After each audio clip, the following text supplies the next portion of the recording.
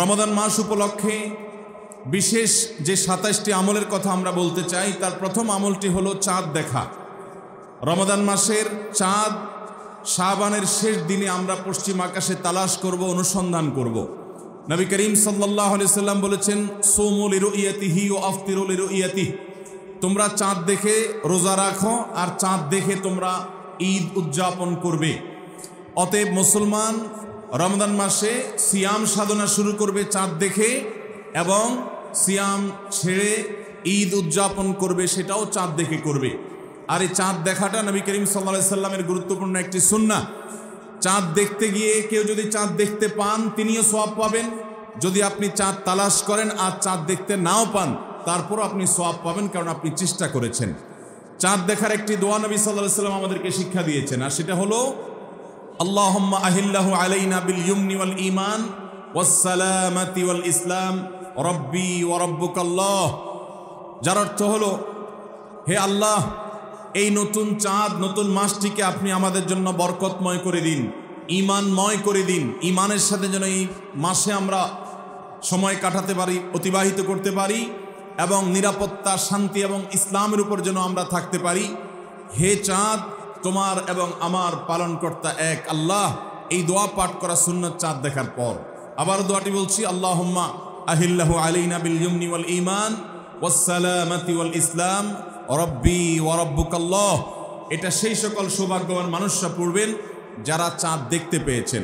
অতএব রমাদানকে কেন্দ্র করে সর্বপ্রথম আমাদের যে আমলটি হবে তা হলো শাবানের শেষ দিবসে আমরা পশ্চিম আকাশে চাঁদ তালাশ করব ইনশাআল্লাহ। আজকাল আমরা বেশিরভাগ মানুষ চাঁদ তালাশ করি ফেসবুকে, সোশ্যাল মিডিয়াতে। আমরা ফেসবুক বা সোশ্যাল মিডিয়া থেকে নিউজ নিতেই পারি, কিন্তু আমার একজন মুসলমান হিসাবে কর্তব্য হলো আমি পশ্চিম আকাশে শাবানের শেষ দিবসে চাঁদ তালাশ করব। আমরা যদি চাঁদ তালাশ না করি, আমরা যদি চাঁদ না দেখি, তাহলে চাঁদ দেখা কমিটি কিভাবে তারা চাঁদ উঠার সংবাদ ঘোষণা করবে? অতএব চাঁদ দেখার যে আমল, সেটি আমাদের সমাজ থেকে যে বিলুপ্ত হয়ে গেছে, সে আমলটাকে আমাদের আবার পুনর্জীবন দিতে হবে। প্রতিটি পাড়ায় মহল্লায় আমরা আনন্দ উৎসবের সাথে রমাদানের চাঁদ তালাশ করব, এবং ঈদুল ফিতরের জন্য, অন্যান্য মাসের জন্য আমরা চাঁদ তালাশ করব। কেউ যদি চাঁদ না দেখে একটা এলাকাতে, তাহলে সবাই গুনাহগার হবে। কিছু না কিছু মানুষ অবশ্যই চাঁদ দেখতে হবে, তা না হলে ফরজে কিফায়া তরক করার গুনাহগার সবাইকে হতে হবে।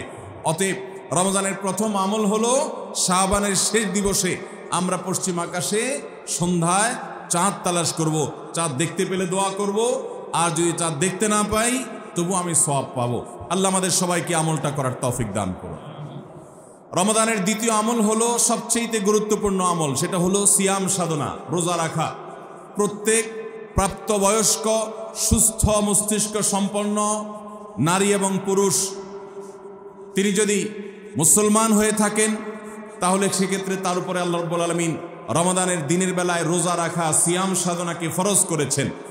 প্রত্যেক প্রাপ্তবয়স্ক মুসলিম নারী এবং পুরুষ যদি সুস্থ সবল হয়ে থাকেন, আল্লাহ রাব্বুল আলামিন এই ফরজটাকে পালন করতে হবে। আল্লাহ বলেছেন, কুতিবা আলাইকুমুস সিয়াম, তোমাদের উপরে রোজা রাখাটাকে ফরজ করা হয়েছে। অতএব রমজানের দিনের বেলা রোজা রাখা হলো রমজানের সবচেয়ে বড় আমল। এটা হলো দ্বিতীয় আমল বলেছি। নাম্বার ৩, রমাদান মাস উপলক্ষে রাতের বেলা তারাবির নামাজ আদায় করা, এটা রমাদানের তৃতীয় আমল। নবী করিম সাল্লাল্লাহু আলাইহি সাল্লাম বলেছেন, মান কামা রমাদানা ঈমানান ওয়া ইহতিসাবা গুফিরা লাহু মা তাকাদ্দামা মিন যামবি। যে ব্যক্তি রমজান মাসে রাতে দাঁড়িয়ে ঈমানের সাথে, ইখলাসের সাথে আল্লাহর কাছ থেকে সওয়াব পাওয়ার আশায় তারাবির নামাজ পড়বে, তার পূর্বের সমস্ত গুনাহ খাতা মাফ করে দেওয়া হবে। মোহতারাম হাজরিন, অতএব রমজানের এই তৃতীয় আমল তারাবির নামাজটাও আমাদেরকে সুন্দর করে ধীরস্থিরতার সাথে উত্তম রূপে আদায় করার চেষ্টা করতে হবে। এটা হলো রমজানের তৃতীয় আমল। মা বোনরা বাসা বাড়িতে নিজ জায়গায় এবং পুরুষরা মসজিদে জামাতের সাথে তারাবির নামাজ আদায় করার চেষ্টা করবেন। এই তারাবির সালাত, এটা হলো রমজানের তৃতীয় আমল। নাম্বার ৪, রমজানের চতুর্থ আমল হলো সাহারি করা। আমরা অনেকে ইচ্ছাকৃতভাবে সাহারি করি না, হয়তো কখনো ভালো লাগে না সাহারি করতে, খাওয়ার রুচি থাকে না, আমরা সাহারি খাই না। সাহারি খাওয়া ছাড়াও যদি কেউ রোজা রাখে, রোজা হয়ে যাবে, কিন্তু সাহারি খেলে আপনার খাদ্য গ্রহণ হবে, পাশাপাশি আপনি সওয়াবও লাভ করবেন। প্রতিদিনই আপনি খাবার খান, এই সমস্ত খাবার খাওয়াটা জায়েজ, এটার কারণে আপনার কোনো সওয়াব হবে না যদি আপনি সাধারণভাবে আপনি খাবার খান।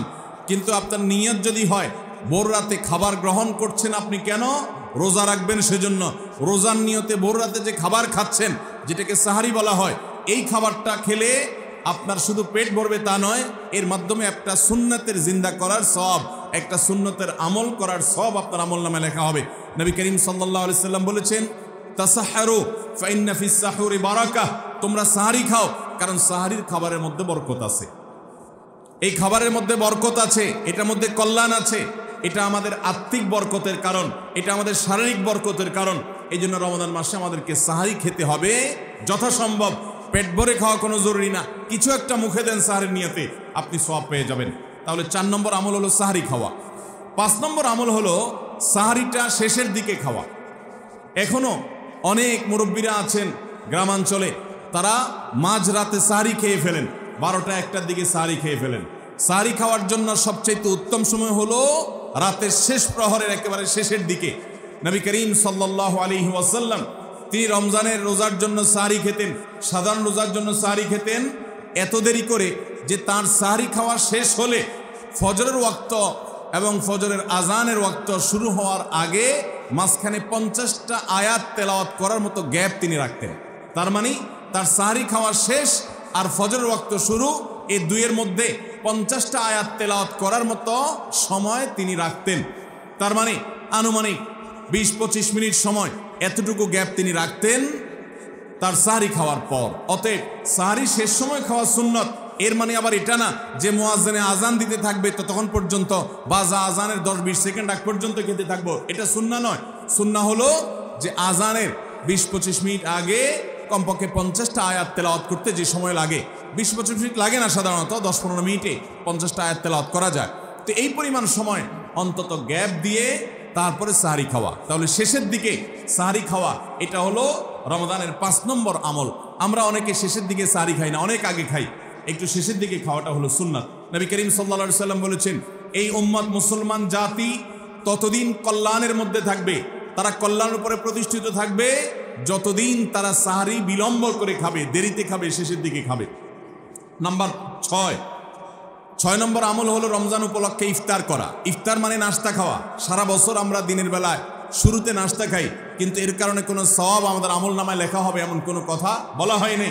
কিন্তু রমজান মাসের সন্ধ্যা যখন আপনি ইফতার খাবেন, এই ইফতার খাওয়ার মাধ্যমে আপনি একটা সুন্নাহর উপর আমল করলেন, এটার কারণে আপনার আমল নামাতে একটা সওয়াব লেখা হবে।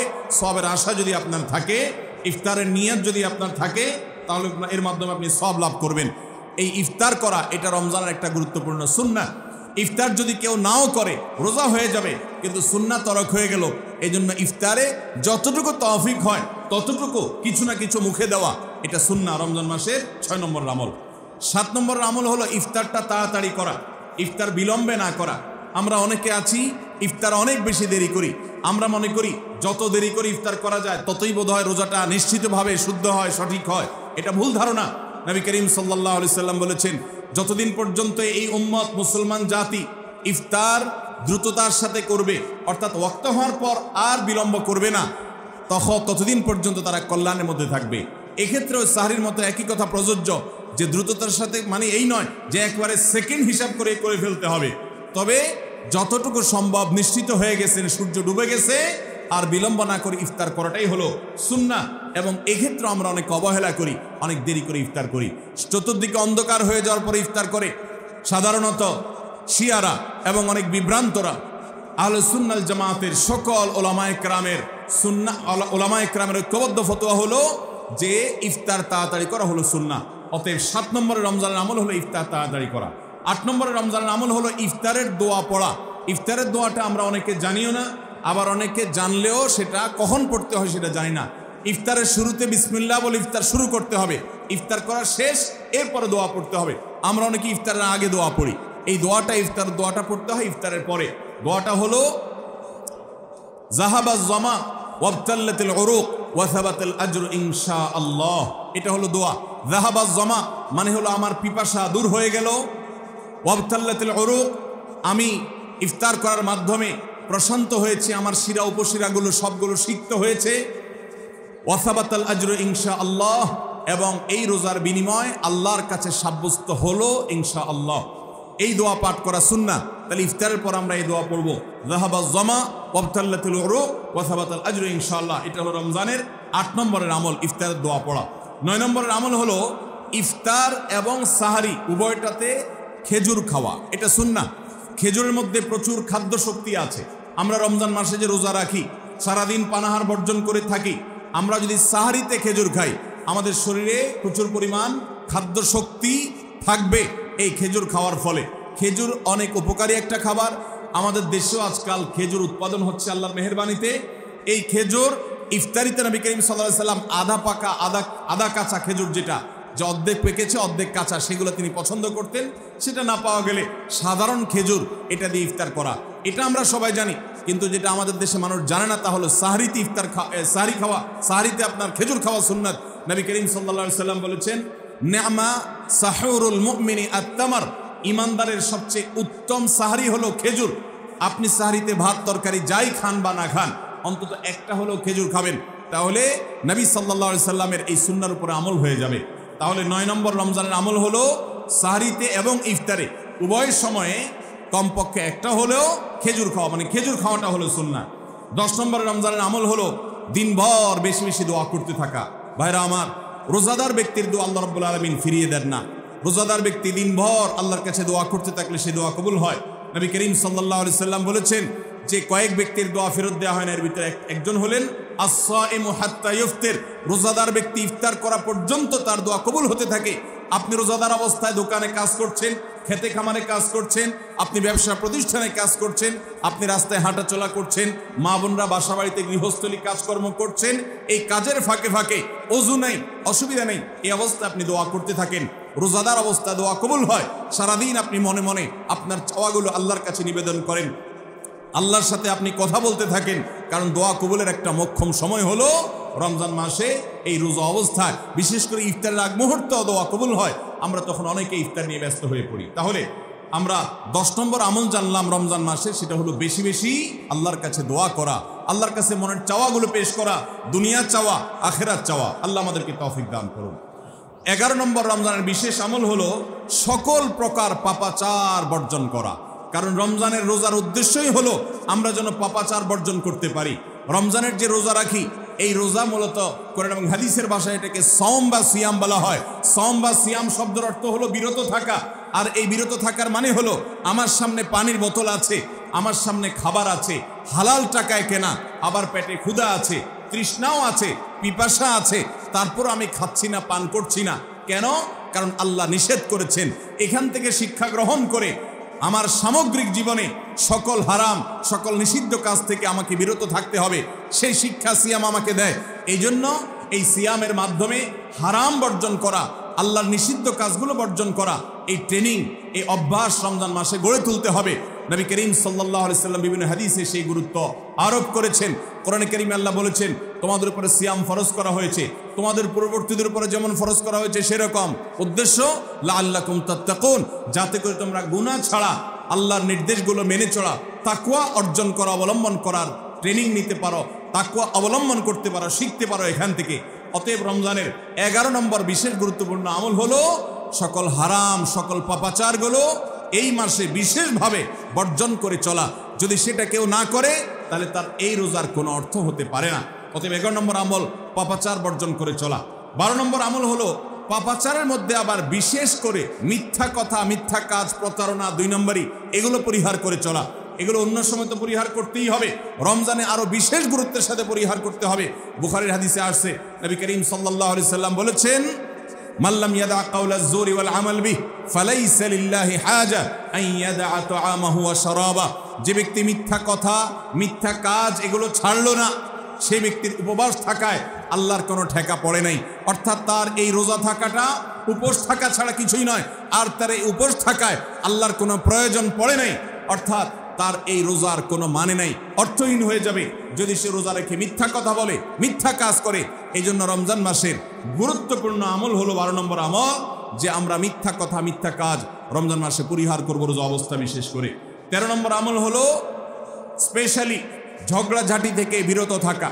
নবী করিম সাল্লাল্লাহু আলাইহি সাল্লাম বলেছেন, কোন রোজাদারের সাথে কেউ যদি কুতর্ক করতে আসে, ঝগড়া ফাসাদ করতে আসে, তাহলে সে বলবে ইন্নী সায়েম, আমি তোমার ঝগড়া, আমি তোমার গালিগালাজ, আমি তোমার বিতর্ক বৎসার জবাব দিতে পারছি না, কারণ আমি রোজাদার অবস্থায় আমি আমার মুখ নষ্ট করব না, সময় নষ্ট করব না। অতএব ফেসবুকের বাইরে সোশ্যাল মিডিয়াতে অথবা অনলাইনে অফলাইনে যে কোনো জায়গায় আমরা রমজান মাসে বিশেষভাবে ঝগড়াঝাটি, গন্ডগোল, ফাসাদ, তর্ক বিতর্ক, বৎসা এগুলো আমরা বর্জন করে চলবো, কারণ এটা রমজানের বিশেষ গুরুত্বপূর্ণ আমল যে এই মাসে আমি কোনো ঝগড়াঝাটি করব না। এটা হলো রমজানের 13 নম্বর বিশেষ আমল। 14 নম্বর বিশেষ আমল হলো সাধারণ যত আমল আছে, সাধারণ যত ভালো কাজ আছে, সেই ভালো কাজগুলো এই মাসে সবচেয়ে বেশি গুরুত্বের সাথে করা। কারণ আপনারা জানেন নবী করিম সাল্লাল্লাহু আলাইহি সাল্লাম বলেছেন, রমজানের শুরুর দিকে আল্লাহর পক্ষ থেকে এক ফেরেশতা ঘোষণা দিতে থাকে, ইয়া বাগিয়াল খায়র আকবিল, তোমাদের মধ্যে কেউ কি কোনো কল্যাণের পথে চলতে চায়, এমন কোনো মানুষ আছে যে কল্যাণকামী, যে ভালো কাজ করতে চায়, তাহলে সে যেন অগ্রসর হয়, কারণ ভালো কাজ করার মৌসুম এসেছে, সময় এসেছে, সুবর্ণ সুযোগ এসেছে। এটা আমল করার সময়, এটা নিজের আমল নামার শূন্য স্থানগুলো পূরণ করার সময়, এটা জান্নাতের পথে এগিয়ে যাওয়ার সময়। অতএব যত নেক আমল আছে, সেটা যেই ধরনেরই হোক না কেন, সকল ভালো কাজ সবচেয়ে বেশি করতে হবে এই রমজান মাসে। 5 ওয়াক্ত নামাজকে গুরুত্বের সাথে পড়তে হবে, অন্যান্য সমস্ত আমলগুলো করতে হবে, সাধারণ আমলগুলো বিশেষ গুরুত্বের সাথে করা। এটা হলো 14 নম্বর আমল রমজানের। 15 নম্বর আমল হলো খুব গুরুত্বের সাথে ইস্তেগফার করা, আল্লাহর কাছে গুনাহ মাফ চাওয়া। কারণ আপনারা জানেন রমজান মাস এসেছে আমাদের গুনাহগুলোকে মাফ করাবার জন্য, রমজান মাস এসেছে আমাদেরকে জাহান্নাম থেকে মুক্তির পরোয়ানা পাইয়ে দেওয়ার জন্য। নবী করিম সাল্লাল্লাহু আলাইহি সাল্লাম বলেছেন, ওয়ালিল্লাহি উতাকা মিনান নার ওয়া যালিকা কুল্লু লাইলা, রমজানের প্রতি রাতে আল্লাহ তাআলা অসংখ্য অগণিত মানুষকে জাহান্নাম থেকে মুক্ত, অমুক জাহান্নাম থেকে মুক্ত, অমুককে জাহান্নাম থেকে মুক্ত ঘোষণা করা হলো। এই আল্লাহর ফরমান এলাহি তিনি জারি করতে থাকেন, বহু মানুষকে আল্লাহ তাআলা মুক্ত ঘোষণা করেন। একজন ইমানদার বান্দা এই আল্লাহর তাআলার সাধারণ ক্ষমার অফার নেওয়ার জন্য তিনি চোখের পানি ফেলে দোয়া করবেন, তিনি বিভিন্ন সময় দোয়া করবেন, আল্লাহ রমজান মাস চলছে, এটা গুনাহ মাফ করানোর সময়, এটা গুনাহ মাফ করার সুবর্ণ সুযোগ, আপনি আমার গুনাহগুলো মাফ করে দিন, আমার ভুল ত্রুটি মাফ করে দিন, সারা বছর আমি অনেক পাপ করেছি, আল্লাহ আপনি আমাকে ক্ষমা করে দিন, আমার হিসেবে যত আমল নামাতে যত গুনাহ আছে সবগুলো আপনি ডিলিট করে দিন। আল্লাহর কাছে মাফ চাইতে হবে। নবী করিম সাল্লাল্লাহু আলাইহি সাল্লাম বলেছেন, জিবরিল এসে তার কাছে প্রস্তাব পেশ করেছেন আল্লাহর তরফ থেকে, বাউদামান আদরাকা রমাদান ওয়া লাম ইগফার লাহ, যে ব্যক্তি রমজান পেয়েছে অথচ তার গুনাহ মাফ হয় নাই, সে ধ্বংস হোক। নবী সাল্লাল্লাহু আলাইহি সাল্লাম আমিন বলেছেন। অতএব রমজান মাসে গুনাহ মাফ যদি আপনি করাতে না পারেন, তাহলে জিবরিলের বদদোয়া, নবী সাল্লাল্লাহু আলাইহি সাল্লামের বদদোয়া আপনার জন্য লাগবে। এই জন্য যেই কোনো মূল্যে রমজানের প্রতি রাতে প্রতিদিন চোখের পানি ফেলে একটু একটু করে হলে দোয়া করে আল্লাহর কাছে নিজের গুনাহগুলো মাফ করাইতে হবে। জাহান্নাম থেকে মুক্তির ঘোষণা আল্লাহর পক্ষ থেকে আদায় করে নিতে হবে। এর মাধ্যমে এটা হবে দোয়ার মাধ্যমে, রোনাজারির মাধ্যমে, কান্নাকাটির মাধ্যমে, চেষ্টার মাধ্যমে, আল্লাহর কাছে তওবা করার মাধ্যমে। আল্লাহ আমাদেরকে তৌফিক দান করুন। এটা হলো 15 নম্বর আমল, যে গুনাহগুলো মাফ করাবো, জাহান্নাম থেকে মুক্তির পরোয়ানা দেওয়া হয়, সেটি আমার নামটা যেন সে তালিকায় যায়, সেই চেষ্টা আমরা করব প্রতিদিন। 16 নম্বর রমজানের বিশেষ আমল হলো রোজাদারকে ইফতার করানো। নবী করিম সাল্লাল্লাহু আলাইহি সাল্লাম বলেছেন, মান ফাত্তারা সাইমান ফালাহু মিসলু আজরিহি মিন গায়রি আন ইউনকাসা মিন আজরিহি শাইআ, যদি কেউ কোনো রোজাদারকে ইফতার করায়, আল্লাহ রাব্বুল আলামিন ওই রোজাদারের রোজার কারণে তিনি যে সওয়াব পেয়েছেন তারটা তিনি পাবেন, অতিরিক্ত বোনাস হিসাবে যেই লোকটা ইফতার করালো রোজাদারকে, আল্লাহ তাআলা তাকে সমপরিমাণ সওয়াব দান করবেন। ভাইরা আমার, আমরা রমজান মাসে কেউ চাইলেও 30টার বেশি রোজা রাখতে পারবো? 30টার বেশি রোজা রাখার কোনো সুযোগ আছে? ছোট পোলাপান আছে, তারা দিনে 2-3টা করে রাখে, কিন্তু প্রাপ্তবয়স্ক কোনো মানুষ রমজান মাসে দিনের বেলায় একটা বেশি রোজা রাখার সুযোগ আছে? 30টা বেশি আমরা রাখতে পারবো না। কিন্তু যদি আপনি চান আপনার আমল নামায় 60টা রোজার সওয়াব লেখা হবে, তাহলে সম্ভব। আর সেটা কিভাবে? আপনি 30টা রোজা নিজে রাখলেন, আর 30 দিন একজন রোজাদারকে ইফতার করালে তার রোজা রাখার সমপরিমাণ সওয়াব আপনার অ্যাকাউন্টে জমা হয়ে যাবে। তাহলে আমরা রোজাদারকে ইফতার করাবো তো ইনশাআল্লাহ। আপনার আশেপাশে বহু গরিব মানুষ আছে, দ্রব্যমূল্যের ঊর্ধ্বগতির এই বাজারে আপনি সারা মাসের ইফতার তার বাসায় কিনে পাঠিয়ে দেন, আপনি প্রতিদিন একটু ইফতার একটু প্লেটে করে পাঠিয়ে দেন। আপনি কোনো পথচারী পথে হয়তো ইফতারের সময় হয়ে গেছে, বাসায় যেতে পারে না, গাড়িতে আছে, একটু পানির বোতল একটু খেজুর কিনে তাদেরকে দিয়ে দেন। সামান্য একটু প্রচেষ্টা বিপুল পরিমাণ সওয়াব আমাদের পাওয়ার সুযোগ তৈরি হবে। এই জন্য রমজানের বিশেষ আমল হলো 16 নম্বর আমল, রমজানে রোজাদারকে ইফতার করানোর চেষ্টা করবো তো ইনশাআল্লাহ। 17 নম্বর রমজানের স্পেশাল আমল হলো যে রমজানে বিশেষ গুরুত্বের সাথে কোরআন তেলাওয়াত করা। কারণ রমজান মাসের পরিচয় দিতে গিয়ে আল্লাহ তাআলা কোরআনে বলেছেন শাহরু রমাদান আল্লাযী উনজিলা ফীহিল কুরআন। রমজান এমন মাস যে মাসে কোরআন নাজিল করা হয়েছে। এই কোরআন দিয়ে রমজানকে আল্লাহ পরিচয় দিয়েছেন। রমজান মাসের মর্যাদাই হয়েছে কোরআনের কারণে। এই জন্য কোরআনের সাথে রমজানে বেশি সময় কাটাতে হবে। কোরআনের হালাকা করবেন, কোরআনের মজলিস করবেন, কোরআন শিক্ষার আসর করবেন, ইমাম সাহেব মুয়াজ্জিন সাহেবকে দিয়ে প্রতিটা মসজিদে মসজিদে মুসল্লিরা কোরআন শুদ্ধ করবেন, বিশুদ্ধ করে তেলাওয়াত করবেন। কোরআন প্রতিদিন একটু একটু করে তেলাওয়াত করবেন। সম্ভব হলে গোটা রমজানে কমপক্ষে একটা বার কোরআন পড়ে শেষ করবেন। তারাবিতে তো শুনবেনই, এর বাইরেও কোরআন তেলাওয়াত করবেন। অনেকে আছে 11 মাস কোরআন পড়ার তৌফিক হয় না। আল্লাহর ওয়াস্তে কোরআন নাজিলের এই মাসে অন্তত কোরআনটাকে আঁকড়ে ধরেন। ও মুসলমান, কোরআন যদি আঁকড়ে না ধরেন তাহলে আপনার চাইতে হতভাগা আর কেউ নেই। এই জন্য কোরআন নাজিল মাসে বিশেষ গুরুত্বের সাথে আমাদেরকে 17 নম্বর আমল কোরআন তেলাওয়াত করতে হবে। 18 নম্বর আমল হলো কোরআন তেলাওয়াত করার আমল। আমরা সবাই জানি, কিন্তু কোরআন রমজান মাসে নবী করিম সাল্লাল্লাহু আলাইহি ওয়াসাল্লাম শোনাশুনি করতেন, এটা আমরা অনেকে জানি না। জিবরিল আলাইহিস সালামের সাথে নবী করিম সাল্লাল্লাহু আলাইহি ওয়াসাল্লাম কোরআন শোনাশুনি করতেন। তিনি জিবরিলকে শোনাতেন, জিবরিল তাকে শোনাতেন। এই জন্য রমজান মাসে আপনি কোরআন তেলাওয়াত করে আপনার স্ত্রীকে শোনান, স্ত্রী তেলাওয়াত করবে, আপনি শুনেন, আপনি অন্য কারোর সাথে এভাবে শোনাশুনি করেন। এইটাও রমজান মাসের বিশেষ গুরুত্বপূর্ণ আমল। সেই সাথে কোরআন বুঝে পড়া, কোরআনের ব্যাখ্যা জানার চেষ্টা করা, অর্থ সহকারে জানার চেষ্টা করা, কোরআনের কি আছে, আল্লাহ কি বলেছেন, সে ইলমটা অর্জন করার এক বিরাট প্রয়োজনীয় সময় মুহূর্ত হলো রমজান মাস। 18 নম্বর আমল হলো তাহলে কোরআন শোনাশুনি করা। 19 নম্বর আমল হলো সাদাকা করা, দান করা। আমাদের প্রিয় নবী সাল্লাল্লাহু আলাইহি ওয়াসাল্লাম সম্পর্কে তার সহধর্মিনী উম্মুল মুমিনিন আয়েশা রাদিয়াল্লাহু তাআলা আনহা বলেছেন, নবী সাল্লাল্লাহু আলাইহি ওয়াসাল্লাম এমনিতেই দানশীল ছিলেন। তিনি সারা বছর প্রচুর পরিমাণে দান করতেন, কিন্তু রমজান যখন শুরু হতো তখন তিনি সবচেয়ে বেশি বদান্য, সবচেয়ে বেশি দানশীল হয়ে পড়তেন।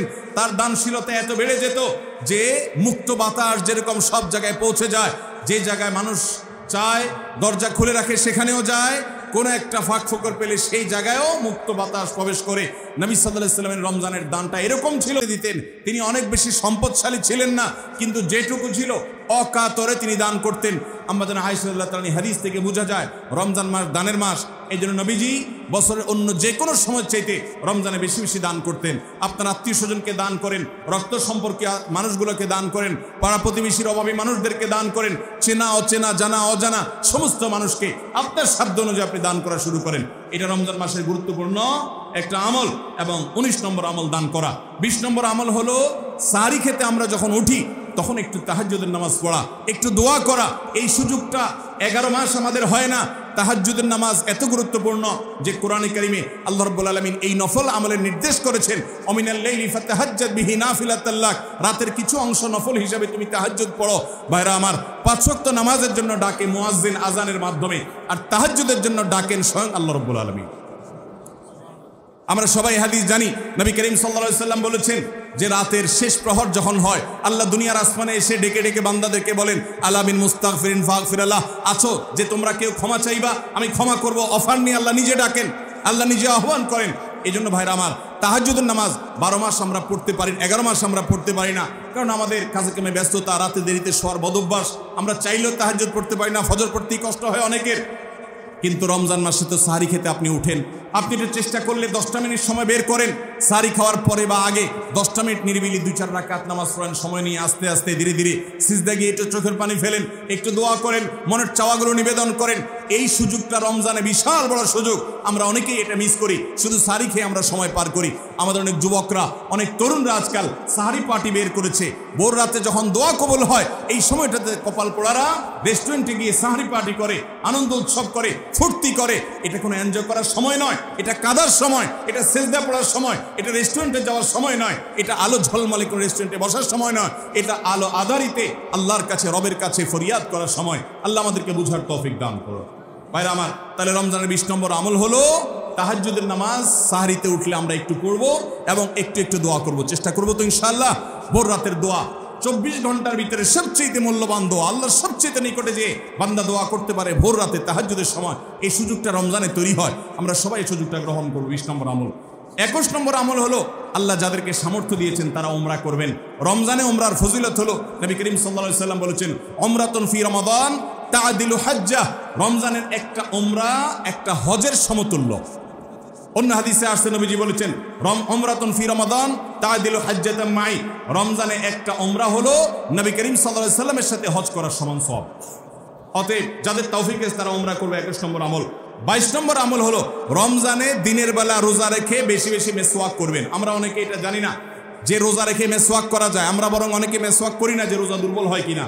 অথচ আম্মাজান আয়েশা রাদিয়াল্লাহু তাআলা আনহা বলেছেন যে আমি নবী করিম সাল্লাল্লাহু আলাইহি ওয়াসাল্লামকে রমজান মাসে রোজা রেখে এত বেশি পরিমাণে মেসওয়াক করতে দেখেছি যে গুণে শেষ করা যাবে না। এই জন্য রমজান মাসে আপনার পকেটে মেসওয়াক থাকতে হবে এবং বেশি বেশি করে আপনি মেসওয়াক করবেন। দুপুরে প্রত্যেক নামাজের আগে পরে যখন সুযোগ পান আপনি মেসওয়াক করবেন এবং মেসওয়াক করার মাধ্যমে আরেকটি আমল হবে যেটি নবী সাল্লাল্লাহু আলাইহি ওয়াসাল্লাম করতেন রোজা রেখে।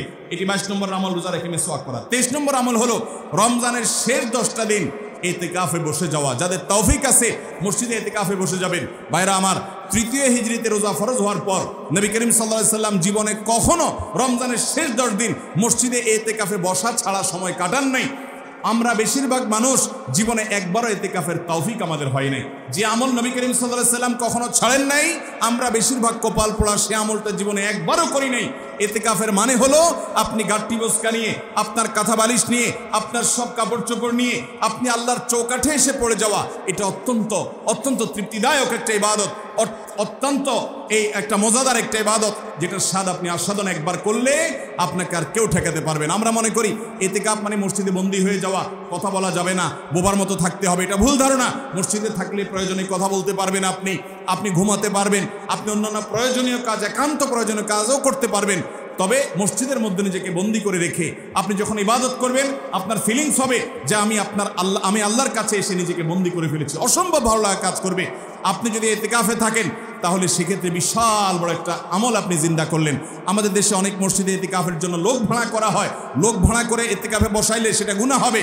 যে ভাড়া করে রাখবে সেও গুনাহগার, যে ভাড়ার বিনিময়ে বসবে সেও গুনাহগার হবে। ইবাদতে কোনো টাকা পয়সা দেওয়া চলে না। অতএব ভাইরা আমার, ইতিকাফ আমরা করবো তো ইনশাআল্লাহ। রমজানের শেষ দশকে ইতিকাফ করা, এটা 23 নম্বর আমল। 24 নম্বর আমল হলো রমজানের শেষ দশকে বেশি বেশি ইবাদত করার চেষ্টা করা।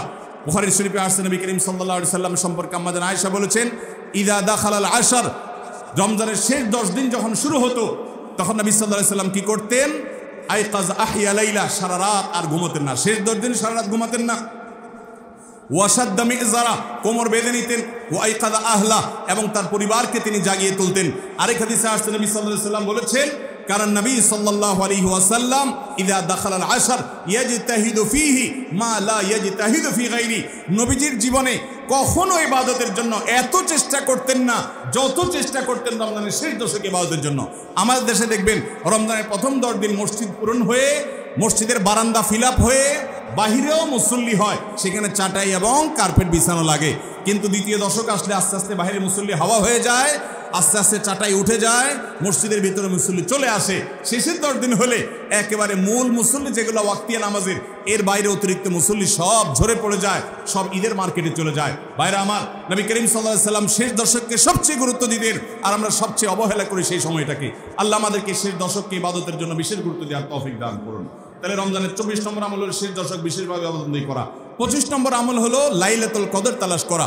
নবী করিম সাল্লাল্লাহু আলাইহি ওয়াসাল্লাম বলেছেন, তাহাররু লাইলাতুল কদর ফিল ভিত্রি মিনাল আশরিল আওয়াখির মিন রমাদান, তোমরা রমজানের শেষ দশকের বেজোড় রাতগুলোতে লাইলাতুল কদর বেশি বেশি করে তালাশ করো। বেজোড় রাতগুলোতে বেশি বেশি, শেষ দশকের প্রত্যেক রাতেই জেগে জেগে ইবাদত করা কদর হতে পারে সে আশায়।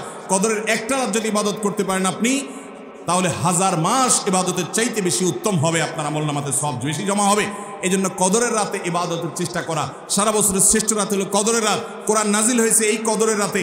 অতএব কদরের রাত পাওয়ার জন্য শেষ দশকের প্রত্যেকটা রাতে, প্রত্যেকটা না পারলে অন্তত বেজোড় 21, 23, 25, 27, 29 এই রাতগুলোতে ইবাদত করবো। আল্লাহ আমাদেরকে তৌফিক দান করুন।